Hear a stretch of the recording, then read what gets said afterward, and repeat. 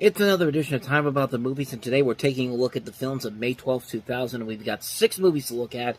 A lot of films to look at, so we don't have too much time. Let's just go ahead and jump on into it, and we'll start off with the biggest new release of the weekend, but that's not really saying a whole lot, especially when you consider that this is John Travolta in Battlefield Earth.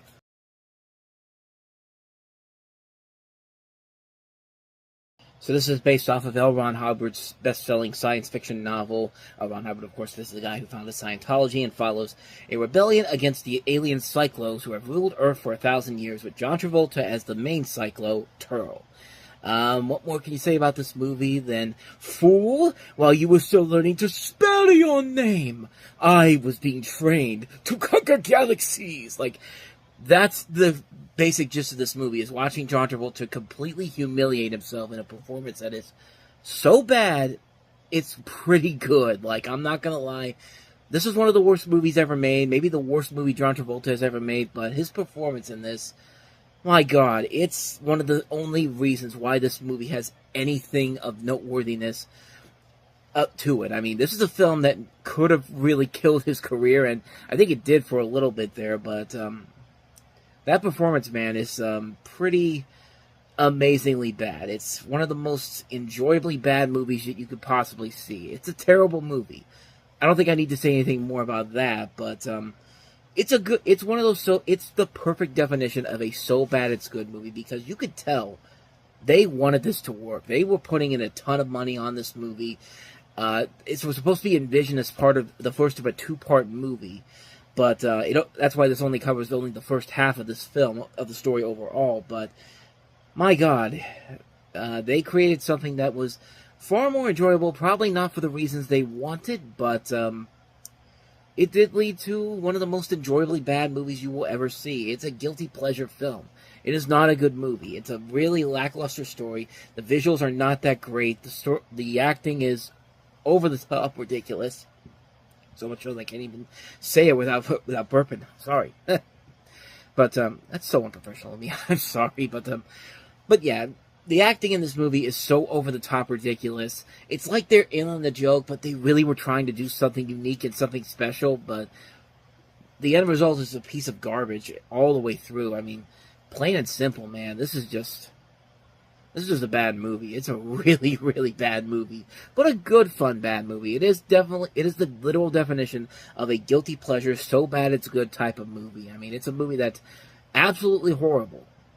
But my God, it's a ton of fun to watch how ridiculous and how stupid this movie gets. We've seen a lot of bad movies. This is one of those special cases where a bad movie like this can be one of the most fun experiences if you're in the right mood. Like, if you're drunk, or if you're just wanting to laugh at something completely ridiculous, this is the perfect movie to do it with. It's just a ridiculously stupid movie.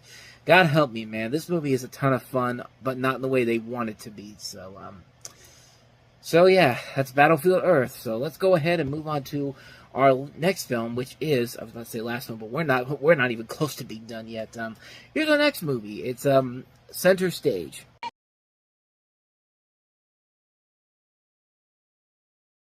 So the story of Center Stage is that you center around these various ballet dancers from various backgrounds who enroll at this American Ballet Academy in New York City, and explores with the issues and difficulties in the world of professional dance and how each individual copes with the stresses. This is also the feature film debut for actresses like Amanda Scholl and, more notably, Zoe Saldana. But it's clear they're trying to make a new Fame for the 2000s, but Fame was a movie that worked because it went all the way with it. It showed you the high price of fame, the good stuff and the bad stuff as well. This is a movie that I feel like is trying to be way too encouraging on so many different levels. Like, it doesn't want to show most of the negativity here, and really, in the end, it really does kind of hurt the movie in the end, because when they do try to show the negative side, it's nowhere near as intense as something like in Fame, or even in Saturday Night Fever, or Staying Alive, another one of those movies that's so bad it's good, also starring John Travolta, but I digress. We're done talking about Battlefield Earth and John Travolta. We're talking about this movie here, and at times this movie really does feel like it's trying to force so many different other dance movies in here, not just Fame, but also Dirty Dancing, and, you know, all these other different movies, but this is one of those movies that really could have been something interesting, but it just ends up kind of being a soap opera when it's all said and done. It's not exciting. It's not enjoyable. The acting is okay, but it definitely needed something more to really give it that spark that this really needed. But other than that, though, this is not a very good movie. So that's a hard pass on this one, unfortunately. So with that said, on to our next movie, and that is Norm Macdonald in Screwed.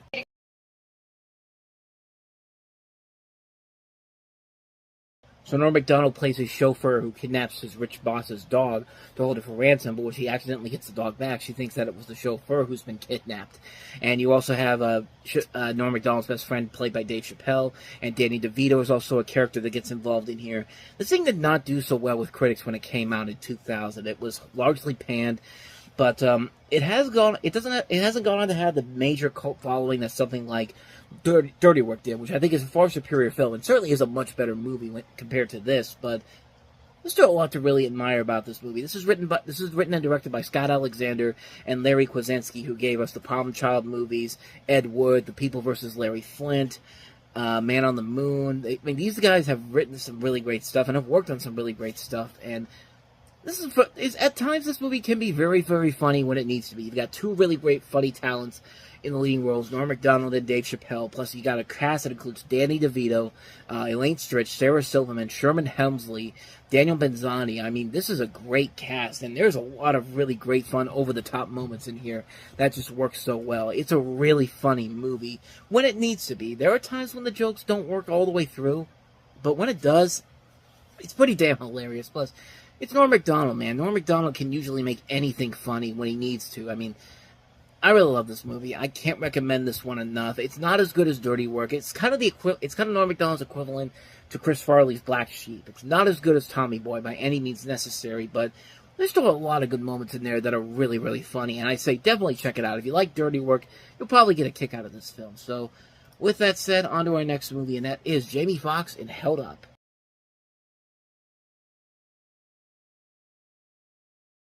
So you have Jamie Foxx and his girlfriend, played by Nia Long.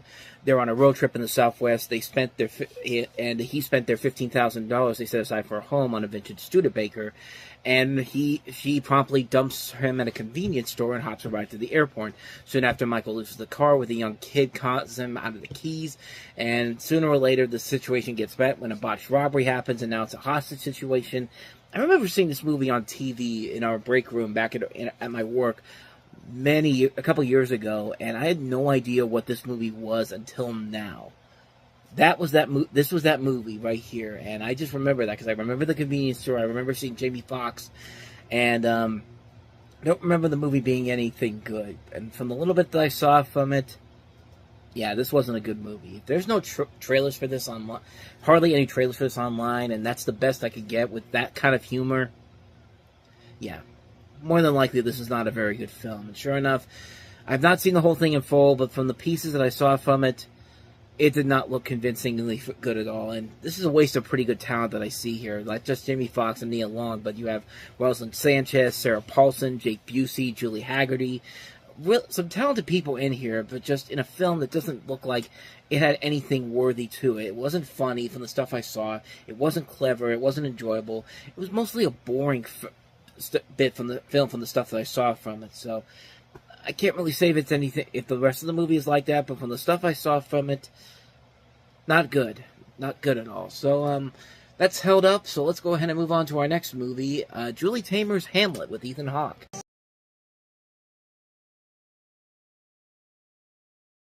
And here I am stupidly thinking that this is Julie Taymor.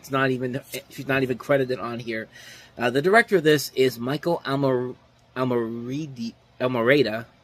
think I'm pronouncing that right, but yeah, that's my mistake for not getting that. But this is a modernized version of Hamlet, and you have here, in this version, Hamlet is a film student, and you have people like Kyle MacLachlan as Uncle Claudius, Diana Verona as Gertrude, Leah Schreiber as Laertes, Julia Stiles as Ophelia, Steve Zahn as Rosencrantz, Bill Murray as Polonius, and Sam Shepard as Hamlet's father. In this version, Claudius is king of the Denmark Corporation, having to take over the firm by killing his brother, Hamlet's father.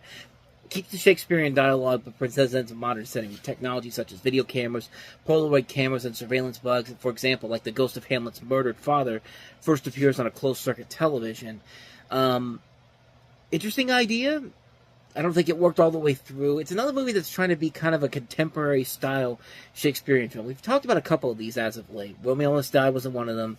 The Baz Luhrmann Romeo and Juliet, 10 Things I Hate About You was one of them.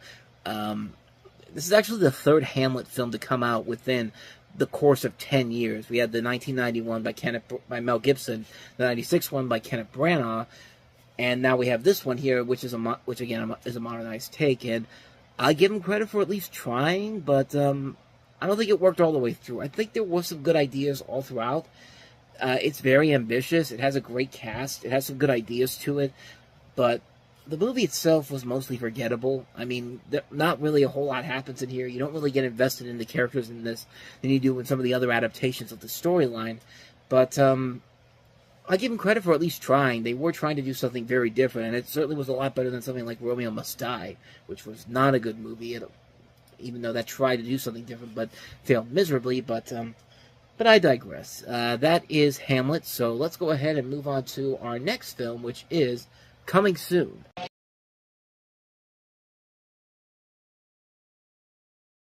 So this is being described as the female version of American Pie, even though this came out before American Pie did in some areas, but didn't get a wide release until a year after it came out. So you tell me how that works. But the other story here are three young women coming together in college and quickly determining that none of them have ever had an orgasm.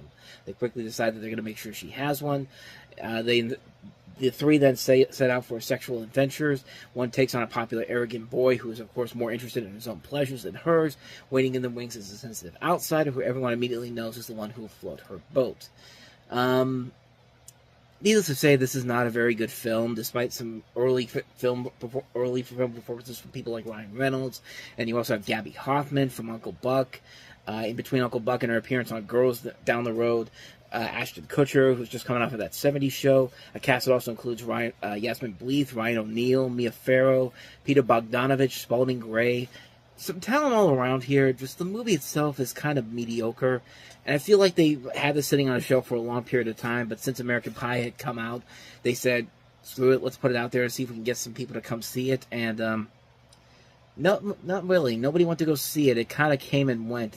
So didn't really do that well. The movie itself was not that interesting and really wasn't that funny to begin with, so I highly doubt that this was even going to sell, even if American Pie didn't come out before this did eventually. But yeah, not much more to say about this one. Coming soon. Not worth it. So with that said, we wrap up another edition of Time About the Movies. When we meet next time, 3 more movies to look at, 3 big films, Disney's newest animated feature, Dinosaur, the Ivan Reitman-produced Road Trip, and Woody Allen's new film, Small Time Crooks. So 3 films to look at next time. We'll delve into those on the next episode. But until then, thank you so much for watching. If you want to see more videos like this, please hit the playlist on the next page. Check out the previous episode. And also don't forget to hit the like and subscribe button if you want to see more videos like this on this channel. So with that said, I am off. I will see you guys next time. And until then, as always, take care.